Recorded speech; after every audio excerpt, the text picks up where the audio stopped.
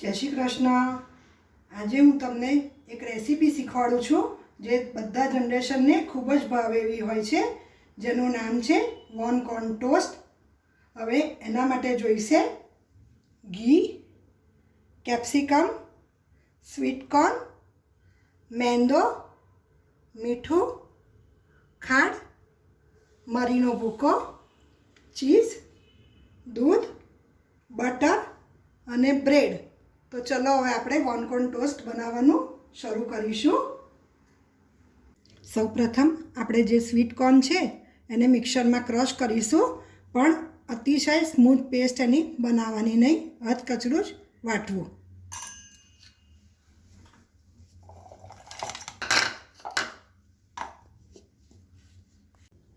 જો આ sweet કોર્નની paste તૈયાર થઈ છે, જેને મેં અધકચરી વાટી છે, અને કેપ્સિકમ પણ સમારીને તૈયાર કર્યા છે, જેને બહુ મોટા નહીં અને બહુ નાના નહીં એવા સમારવા।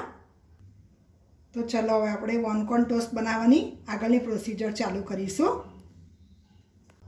હવે આપણે આગળની પ્રોસિજર ચાલુ કરીશું, જેના માટે ગેસ સ્ટવ ચાલુ કરી અને કઢાઈ મૂકી, અને કઢાઈ ગરમ થાય એટલે આપણે એમાં 2 ચમચી ઘી નાખીશું।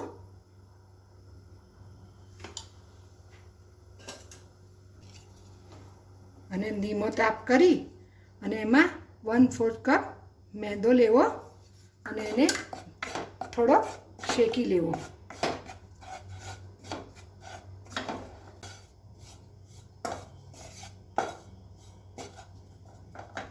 થોડું ઘી ઓછું લાગે તો અડધી ચમચી ઘી પણ નાખી શકાય।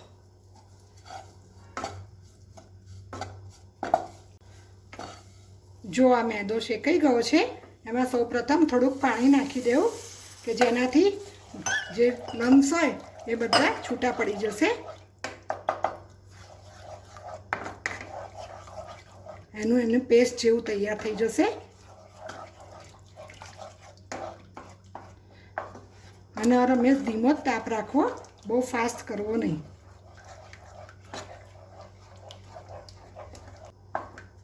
દૂધ અને પાણી હરમેશ ઠંડા જ નાખવા, ગરમ નાખવા નહીં। હવે આમાં આપણે દૂધ ઉમેરીશું।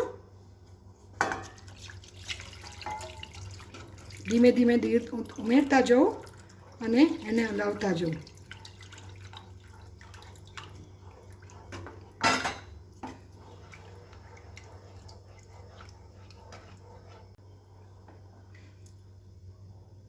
જો હવે આ મેંદો દૂધ અને પાણીમાં બધો ઓગળી ગયો છે અને બિલકુલ એના ગઠ્ઠા રહેતા નથી। તો હવે આગળ આપણે એમાં જે આપણે સ્વીટ કોર્નની પેસ્ટ હતી એ આપણે ઉમેરીશું।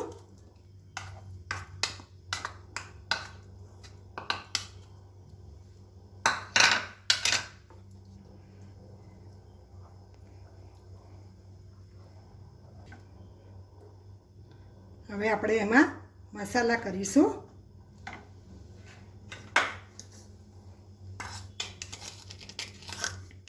જેના માટે જોઈશે જરૂર મુજબ મીઠું,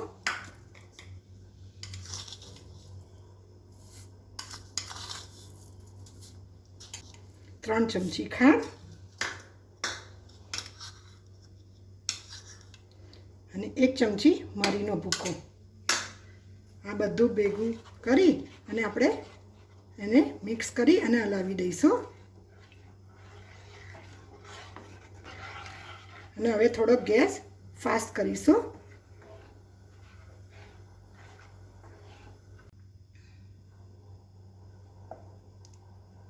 જો હવે આ થોડું ઠીક થવા માંડ્યું છે, એટલે એમાં આપણે જે કેપ્સિકમ હતા એ કેપ્સિકમ આપણે ઉમેરી દઈશું અને એને પણ મિક્સ કરી અને એને પણ ચડવા દઈશું। અને પછી થોડોક સ્ટવ ફાસ્ટ રાખવો।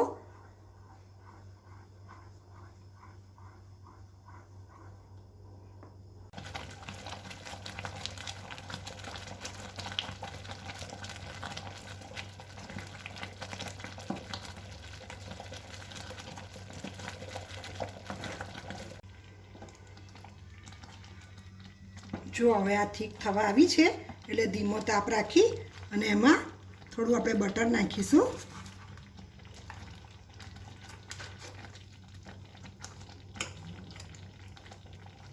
અને ચીઝ છીણીને નાખીશું.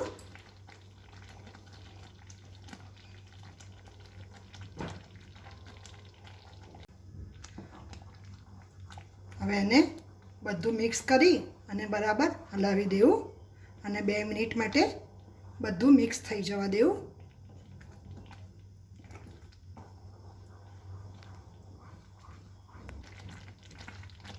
જો હવે આ વન કોર્ન ટોસ્ટ માટેની ગ્રેવી તૈયાર થઈ ગઈ છે. ગેસ સ્ટવ બંધ કરી અને એક બાઉલમાં કાઢી અને એને બરાબર ઠંડુ થવા દેવું. પછી જ આપણે આગળની પ્રોસિજર ચાલુ કરીશું.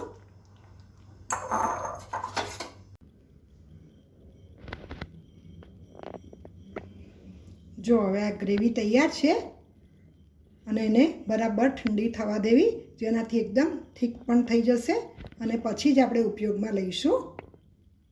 જો હવે આ વન કોર્ન ટોસ્ટની ગ્રેવી તૈયાર થઈ ગઈ છે. તમે જોઈ શકો છો કે એકદમ થીક થઈ ગઈ છે અને આપણને વાપરવાના ઉપયોગમાં લઈ શકાય એવી થઈ ગઈ છે. તો ચાલો હવે આપણે આગળનું પ્રોસિજર ચાલુ કરીશું.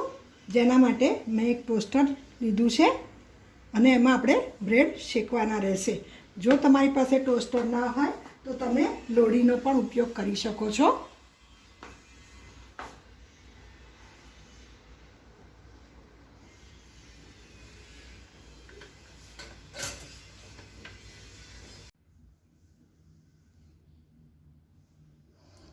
જો હવે આ બ્રેડ શેકાઈને તૈયાર થઈ ગયા છે, જેને આવા ગુલાબી રંગના શેકવા. હવે એની ઉપર સૌપ્રથમ આપણે બટર લગાવીશું.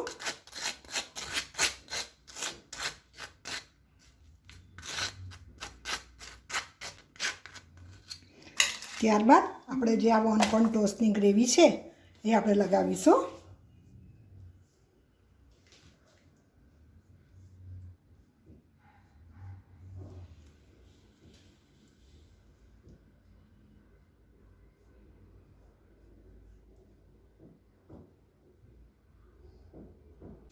હવે એક ડીશમાં મૂકી અને એની ઉપર થોડોક સોસ લગાવીશું.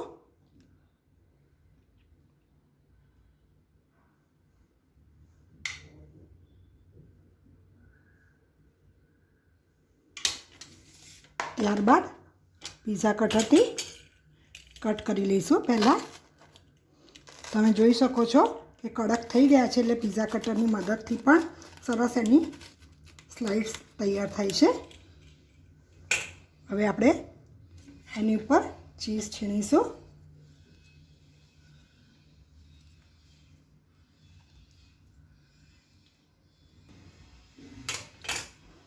થોડા ચીલી ફ્લેક્સ ભરવાવીશું.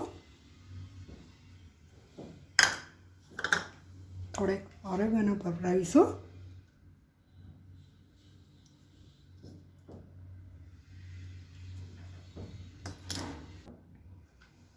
જો હવે આ વન કોર્ન ટોસ્ટ તૈયાર થઈ ગયા છે, જેને જોતાં જ આપણા મોંમાં પાણી આવી જાય એવું છે.